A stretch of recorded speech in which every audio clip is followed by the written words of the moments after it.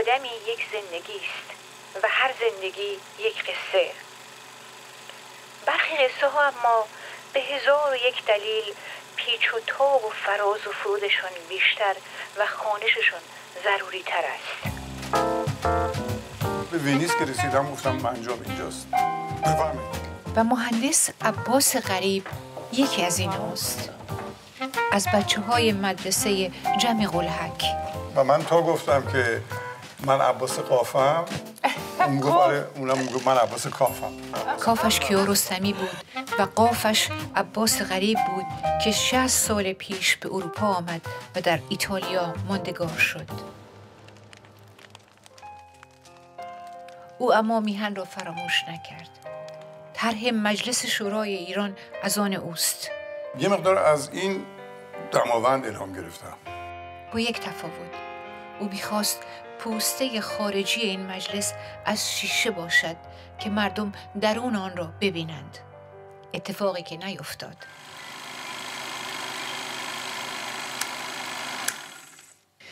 مهندس عباس غریب امروز هم کارش را به گونه دیگری ادامه می‌دهد.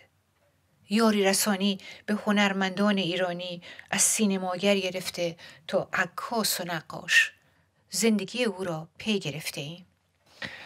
آقای مهندس، من اولین باری که با اسم شما آشنا شدم کنارش چیز خیلی عجیب و غریب تاریخی دیدم. ساخت مجلس شورا در ایران. شما که سال پاست اینجایین، که این کارا رو کردین؟ در ایران کی بودین؟ کجا بودین؟ ببینید، من رابطه‌ام هیچ وقت با ایران قطع نکردم. اولین بار در سال 1959 که میشه 60 سال پیش آمدم به اروپا. امکانی برام پیش آمد. بچه بودید یعنی؟ آره، 16 سالم بود، دبیرستان بودم. تنهایی اومدید یا؟ نه، با خانواده.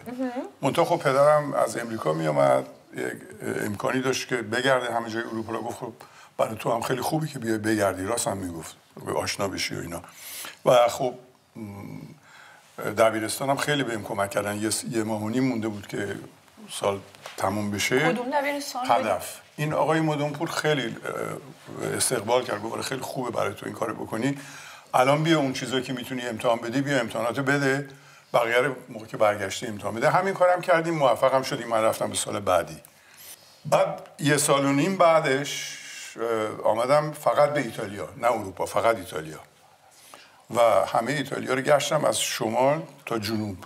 از جنوب تا شمال. به ونیز که رسیدم گفتم منجام اینجاست. و دیگه موندم اونجا 12 سال اونجا بودم. درسم که تموم شد باز یه معماری خوندید؟ معماری خوندم. یه 4 سالی هم باز تو ونیز بودم کار میکردم. بعد یکی از دوستام که در روم بود رفته بود ایران دانشگاه، گفت حتما شما بیا دانشگاه، اینجا خوبه ازت استفاده کنیم. من رفتم ولی دیگه قبول نکردم که استخدام دراز مدت بشم به عنوان به اصطلاح مدعو. یه مقدار اونجا کار کردم. همون موقع بود که طرح مجلس رو بهم پیشنهاد کردن. منم خب کشیدم دیگه. و خب خیلی روش کار شده. یعنی تمام مجالس دنیا رو دولت خواست که من برم و بگردم. یعنی میشه سالهای 50 ایرانی دیگه، درسته؟ آره دیگه. خیلی حدود 5 سال 4 سال قبل از انقلاب. چی کشید اون طرح اولیه شما با طرح موجود؟ چه تفاوتایی داشت؟ چی بود اولیش؟ نه، اون طرح اولیه این بود که پوسته خارجیش تمام از شیشه بود که دیده بشه در داخل، ولی خود سالن اصلی، صحنه اصلی دقیقاً پوشیده بود. ولی توی کریدورها، توی پاسپارتو جایی که قدم میزنن نماینده ها اینا، اونجا همه از بیرون دیده میشد. ولی آمدن و گفتن به علت بعد از انقلاب که ساختن، گفتن به علت ایمنی باید بیرونش بتونی باشه. و یه تیم خیلی بزرگی درست کردن به سرپرستی آقای زکایی، علیرضا زکایی، که در جریان این بود از قبل و میدونست. دیگه اون اجرایی کرد و یه مقدار بزرگترش کردن و یه مقدار. ولی به هر حال الان که نگاه میکنم گاهی تو اخبار میبینم که تغییر اساسی نشده داخلش. ولی اون فکر شما که دیده بشه، اون شفافیت اندیشه پارلمانتاریسم توشه. دقیقاً شفافیت. و یه چیز دیگه ای که من متاسف کرد، چون نمیدونستن که کانسپت اساسیش چی بوده، منم به کسی نگفته بودم، میگفتن خب این یه مثلثی است که قوای سه‌گانه رو تعریف میکنه، در حالی که مجلس خودش یه قواست، قوای سه‌گانه نیست. اون قوای سه‌گانه دو قوای دیگه. این قوه مقننه است، اون یکی قوه قضایی است، اون یکی قوه اجراییه. من اینو به هیچ کس نگفتم، ولی الان واقعا میگم یه مقدار از این دماوند الهام گرفتم. کوه دماوند داره، چون که خیلی شبیه به همن و پلانش هم یه پلان سنتی ایرانیه که تغییر کرده اینا تا رسیده به اینجا. بلافاصله هم نساختن، بعد از انقلاب مسابقه گذاشتن، آقای زکایی برنده اول شدن، ولی بعداً خود آقای زکایی تصمیم گرفت که این طرح اجرا کنه، اونم قبول کردن، اجرا کردن. خب اگر که موافقین حالا یه کمی توی ساختمون زیبای شما بگردیم و زندگی شما رو در واقع سیرش رو پی بگیریم. شما لطف دارین دیگه. بله بسیار زیباست. در و دیوار میبینم که خب اینا همه دوستانی هستن که یه طورایی تو بقیه فعالیت‌های ما شرکت داشتن، مثل خانم مانیا اکبری، خانم آقای کیارستمی، دیگه خیلی ها بودن، خانم نوین افروز، نمیدونم، خیلی. اینجا هم انواع کاراتون رو میبینین دیگه در واقع، درسته؟ این بعضی از کاراست داره. چی بوده اینا کارای؟ خب این یه مجموعه مسکونی خیلی بزرگه توی شیراز که به اصطلاح شروع هم کردن برای ساختنش، ولی مثل که متوقف شده، نمیدونم درست. این مرکز ادارات شرکت نفته که مسابقه بود، خیلی پیش بود، 15 سال پیش. به شیشه علاقه زیادی داری نه؟ خب شیشه باعث میشه که دیده بشه، ترانسپرنسی خیلی مهمه دیگه. بله شفافیت مهمه. خب اینجا مثلا این زیاد شیشه‌ای نیست، اینا این بیشتر شیشه‌ایه. این شفافیت خیلی مهم بود که دیده بشه اینا. این مثلا نه، این شیشه‌ای نیست، این مرکز فرهنگی هنری توی تایوان. این رو برای شمال ایران، یه مرکز فرهنگی شمال ایران در نوشهر. آره، نوشهر. این که یه مسابقه بود برای مرکز بنتون تو ایران که بعد ساخته نشد. این بازی مرکز کنسرت. این فدک یه مرکزی بود برای تکنولوژی پیشرفته در ایران. این یه برج در تایوان خیلی بلند، برای اینکه تایوانی‌ها بتونن از اون بالا چین مادر رو ببینن. نوستالژی چین، یعنی در مرز دو کشور برای اینکه بتونن چین رو ببینن. میگن بعضی وقتا بعضی روزا میشه دید. اینا کارهای بزرگه. این عکس کیه؟ این عکس با کیارستمی انداخته. بحثی کردیم راجع به این که تو موقع که عکس میندازی انسان خیلی کم است توی عکسات. همون عکس‌ها رو توی کوههای ایتالیا میشه گرفت، ولی با حضور انسان. خب بحث عباس کیارستمی مطرح شده. من شنیدم شما هم محله بودی، بله. با هم خیلی زندگی ها کردی. بله به زندگی‌های غیر سینمایی. خودش این مهمه. دوستای غیر سینمایی بودیم. و یک کتاب می‌بینم که حالا من میگم ببینین بچهای اینجا یه اسوسییشن وجود داره به نام موومان تن استار کامیونیتی. اینا میدونستن از موومان چی اسم؟ تن استار کامیونیتی. تن استار به دلیل اینکه روی 10 تا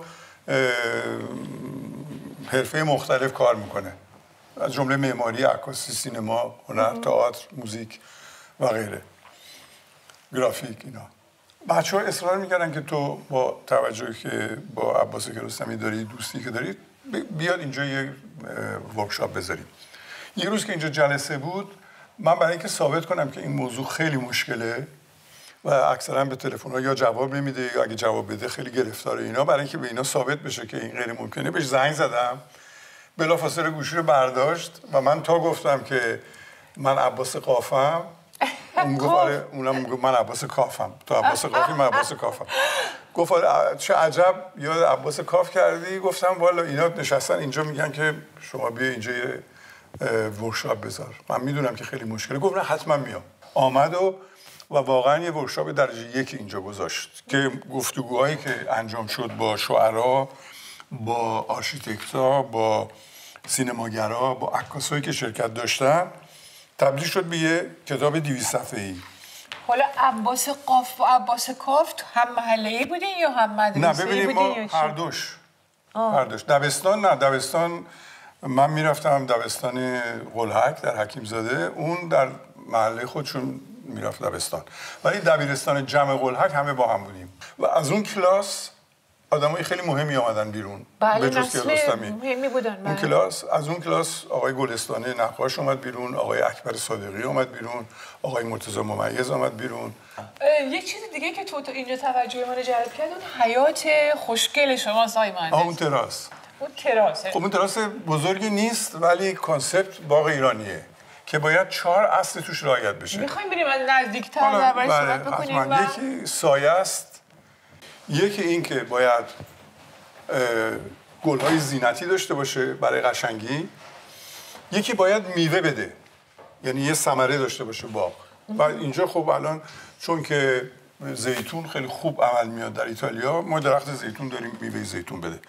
به اضافه که گیاهان برای مثلا اروماتیک، گیاهان خوشبو، اینا رو ما اینجا رعایت کردیم. حالا شکلاً شبیه باغ ایرانی ممکنه نباشه ولی مهم نیست، کانسپت باغ ایرانیه. آره اینو خب به ایتالیا هم که تعریف میکنیم خیلی خوششون میاد، بنابراین من دعوت کردم 3 بار تا حالا کنفرانس دادم راجع به باغ‌های ایرانی.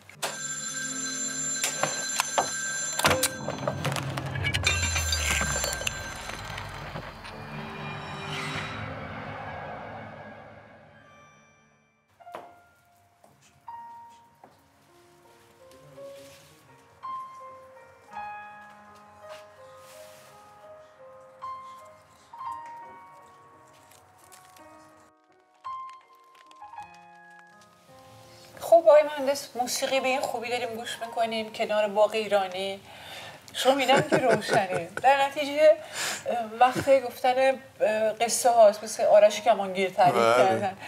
من اولش سوال چیزی اینجا به فکرم میرسه که حتما از شما پرسم، چون گفتین از مدرسه جمع اومدی، از اون مدرسه آدمای مهمی اومدن بیرون.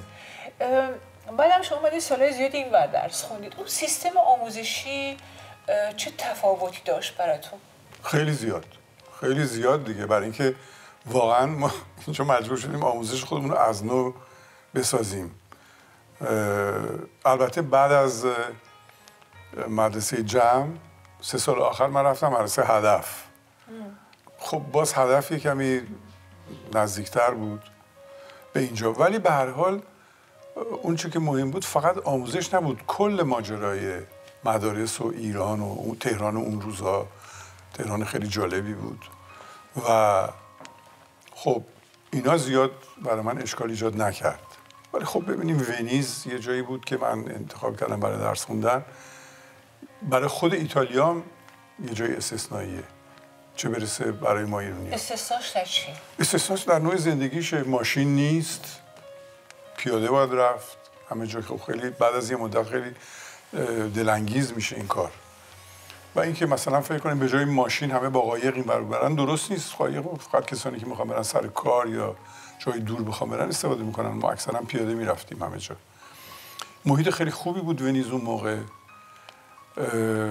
خیلی از نقاشا، شاعرا، متفکرین، نویسنده ها می اومدن ونیز، میرفتن زندگی میکردن اونجا.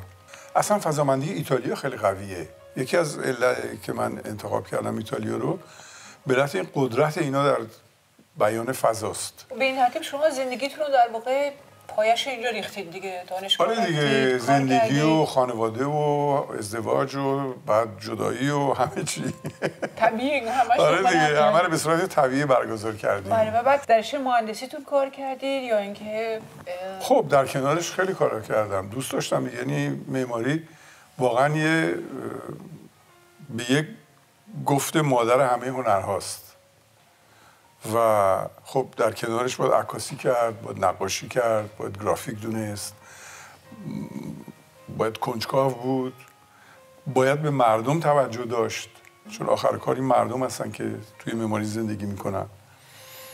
و اگر که ما تو تمام هنرها انسان رو به عنوان پایه اساسی کار بگیریم، نتیجه کار حتما خیلی خوب میشه. این که میگید انسان رو ببینیم تو همه هنرها، اینو تو سبکای مختلفی که ما در معماری ایتالیا میبینیم درسته. خیلی خوب می‌بینیم این واقعا از این تفکر میاد. آره دیگه این خیلی تفکر مهمی دیگه. همیشه یک قانون اجتماعی تو فضامندی ایتالیا هست. بله. این قانون اجتماعی رو باید کشف کرد. شاید به همین خاطره که عشق هم از ونیز اومده بیرون. عشق هم از ونیز اومده بیرون، از ورونا اومده بیرون. داستان جولیت و رومئو تو این شهر اتفاق افتاده. نمیدونم داستان داستان‌های دیگه از شکسپیر تو ونیز اتفاق افتاده، مثل تاجر ونیزی، دزدمونای معروف و اینا. کشور خیلی بسیار بسیار جالبیه و خیلی نزدیک به ایران. چیش نزدیکه؟ تاریخش، مردمی هستن که تو سرزمین خودشون زندگی کردن، البته نه به اندازه ایران. ایران تنها کشوری است تو دنیا که 5000 سال مردمش رو این فلات زندگی میکنن. ولی یک مقایسه کوچک اگه بخوایم از این نظر بکنیم، این فضامندی اجتماعی که میگید در معماری ایران امروز هم دیده میشه یا غایبه؟ نه چرا؟ جوونا خیلی دنبال این کار هستن، دنبال فضامندی هستن، خیلی زیاد. چرا؟ بعضی وقتا هست. البته خب خیلی منحرف شده این سیستم، ولی هست. چرا؟ و اینو باید از ایتالیایی‌ها پرسید، چون که ایتالیایی‌ها که میرن به ایران بعد که برمیگردن همه عاشق ایران میشن. خب آقای مهندس، شما خیلی کارهای دیگه کردید و یک کار خیلی مهمی کردید که اگه موافق باشید بریم درباره اون صحبت بکنیم. اما دیدم که اون بالا شما کتابخونه مفصل دارید و خیلی راجبه نمیگم الان، نمیذاریم حالت تعلیق تا برسیم اونجا درباره‌اش خودتون برامون صحبت کنید.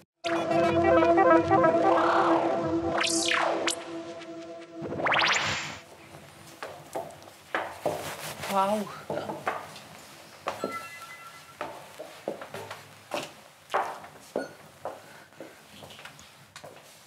آره این کتاب خونه کوچیک ماست، ولی فضاش انقدر انگار که کتابخونه بزرگ رو با آدم میده. چون که اینا رو من به دیوار نذاشتم. میگن یا باید به دیوار بچسبه یا به صورت شانه‌ای. من شانه‌ای رو انتخاب کردم که شبیه چیزهای راست واقعیه، کتابخونه‌های واقعیه. از شما یک کالا اون سورپرایزی که گفتیم و پایین گفتیم اون تعلیقی که داشتیم راجع به سینما، شما خیلی در زمینه سینما کار کردید. خب علاوه بر معماری. درسته. و یک کتاب ظاهرا خیلی مشهوری در این زمینه است. اون داستانش رو بفرمایید. داستان اینه که بعد از تجربه با آقای کیارستمی، خب دوست عزیز، ما متوجه شدیم که خیلی تاریخ سینما ایران قویه. یعنی درست همون زمانی که ابزار سینمایی اختراع میشه در فرانسه، بعد از مدت خیلی کوتاهی این ابزار به ایران میرسه توسط پادشاهان قاجار. و خب این باعث میشه که 100 سال همزمان با 100 سالگی سینما ایران هم کار بکنه. و چون که اون کتاب معروف مارکز به نام 100 سال تنهایی، به ایتالیایی میگن چنتانی دی سولیتودینه. من دیدم که برای سینما این لغت جالبه که ما بگیم چنتانی دی چینتودینه. البته لغت چینتودینه در ایتالیایی وجود نداره، ولی خب منقدین خیلی استقبال کردن. یعنی چی؟ یعنی 100 سال سینما 100 سال سینماگری. برای اینکه سینما ایران 100 سال سابقه تاریخی داره. بله. بعد انواع اقسام فیلم ها تولید شده. فیلم های هم برای تفریح و هم برای گیشه، هم فیلم های خیلی عمیق. 12-14 کارگردان درجه 1 ما داریم در ایران برای سینما که خیلی مهم هستن و ما تو این کتاب از این صحبت می‌کنیم. کارگردانی که از قبل از انقلاب شروع میشه، مثلا آره. مسعود کیمیایی، مهرجویی. آره اینا بیشتر مال قبل از انقلابن. و به اضافه تمام هنرپیشه‌های زن خیلی مهمن، تمام تو این کتاب میان. یعنی سوسن تسلیمی، نمیدونم، همه این خانوما خیلی البته هم از نظر زیبایی، بله، و هم از نظر بازی خب درجه 1 هن. حالا معلوم میشه که درجه 1 بودن و چقدر اینا به اصطلاح جرأت داشتن و چقدر شجاعت داشتن. و این موضوع از همون خانومی که در فیلم دختر لور ظاهر میشه که بعد خیلی اذیتش میکنن و خونه نشین میشه و شروع به زندگی عادی، ولی میگه همیشه اون آتیشی که سینما در درون من شعله ور کرده بود تا آخر عمرم با هم بود. خب میخواین از پسرتونم خواهش کنیم کمکی بکنن به ما؟ بیا نه با کمک زمینه کار میکنن. خواهش میکنم. سامی بیا ببین. بله. برای که بتونی یه کمی فارسی صحبت کنی. بفرمایید. این کتاب راجع به اکتیویتی تنسر کمیونیتی همین اسوسییشن اینجا که میبینم آقای کیارستمی هستن. کیارستمی، آقای شایگان و شما. بله. خب چیکار این در راولو، در شهر خیلی مهمی فستیوال تابستونی داره به نام راولو که ما دعوت داشتیم، من ارگانیز کرده بودم. بله. خیلی آمدن از ایران. was dedicated to the relationship between Iran and Italy. Okay. Il contrasto. Il contrasto era تمش کنتراست بود. موضوعش کنتراست بود. بعد مثلا خانم مرجانه ساتراپی اومد کارشو نشون داد. خب مهندس، ما در این زمانی که وقتتون گرفتیم هم معماری رو در ایران دوره کردیم، هم سینما رو دوره کردیم. آخرین کاری که دوست دارین بکنین الان چیه؟ نیروتون رو بذارین روش دیگه. آخرین کاری که دوست دارم بکنم و دارم میکنم اتمام کتابی است در مورد کیارستمی که توش معماری هم هست البته و او راجع به معماری هم صحبت میکنه، راجع به شعر هم صحبت میکنه، راجع به عکاسی هم صحبت میکنیم، راجع به سینما هم صحبت میکنیم، راجع به زندگی بیش از هر چیزی صحبت میکنیم. یک برنامه گفتگو بود دیگه با ایتالیایی‌ها، با چند تا انگلیسی، چندین ایرانی، و بعد که اینا رو ما نگاه کردیم دیدیم که نتیجه خیلی خوبی داده و واقعا باید ازش استفاده کرد، چون یه میراثیه برای خودش این کاره. بعد کار معماری هم هست دیگه. حالا زیاد من الان به این ترتیب معلوم شد خانه دوست کجاست. خانه دوست کجاست.